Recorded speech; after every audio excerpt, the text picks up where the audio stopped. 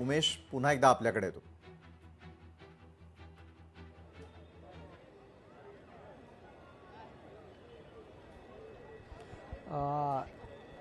नक्कीच विशाल सर, सगळं जर आपण हा सगळा परिसर पाहिला तर अत्यंत संवेदनशील असा परिसर म्हणून ओळखला जातो.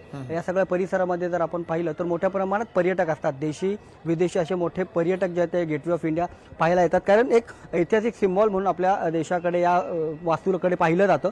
आता जर सगळी परिस्थिती पाहिली तर आपण जे पर्यटक मुंबईकर असतील किंवा इतर जे बाहेरचे पर्यटक असतील, या सगळ्या पर्यटकांना पोलीस जे आहेत ते बाहेर काढतात, कारण सायंकाळची वेळ झालेली आहे. नेहमीप्रमाणे अशा प्रकारचे पर्यटकांना बाहेर काढण्यात येतं, मात्र यावेळेस काही लवकर पोलीस जे आहेत ते या सगळ्या पर्यटकांना बाहेर काढतात.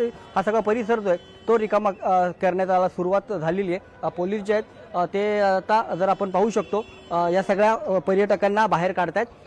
अशा प्रकारची ही सगळी परिस्थिती आपल्याला इथे पाहायला मिळते.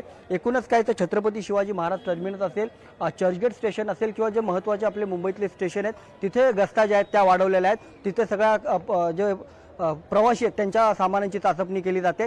तर जे पर्यटक मुंबईत अशा या संवेदनशील ठिकाणी येतात जिथे नेहमीच हाय अलर्ट असतो, आणि दिल्लीच्या या सगळ्या स्फोटाच्या नंतर या दिल्लीच्या स्फोटाच्या पार्श्वभूमीनंतर आता इथे देखील संवेदनशील या ठिकाणी सगळ्या पर्यटकांना बाहेर काढण्यात येते. एकूणच सुरक्षा व्यवस्था चोख करण्यात येते. अशी ही सगळी परिस्थिती आपल्याला गेटवे ऑफ इंडियावर पाहायला मिळते. विशाल, नक्कीच उमेश, वेळोवेळी या संदर्भातले अपडेट्स आम्ही आपल्याकडून घेत राहणार आहोत. तिथे जर काही लोकांशी तुमच्याशी त्यांना चर्चा करता येणं शक्य असेल किंवा काही प्रतिक्रिया मिळत असतील तर निश्चितच तुम्ही आमच्याबरोबर जोडलेले आहातच. लोकशाही मराठी ऐका, पहा, जागरूक रहा.